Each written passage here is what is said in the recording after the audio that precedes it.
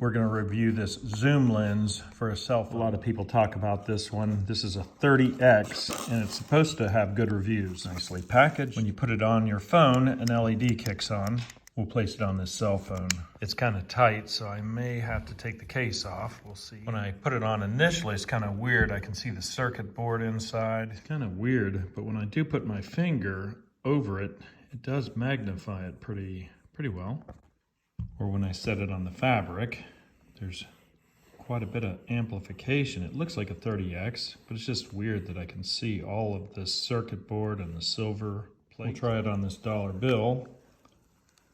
Kind of interesting. Gets up pretty darn close. The light is actually pretty nice. I like how it doesn't reverse the letters. When you're actually looking at the letters, you can read them in the same orientation. If you zoom in, you can kind of make that go away, which is actually not bad. With everything zoomed in, that actually works a lot better. Right out of the box, I like the way this works.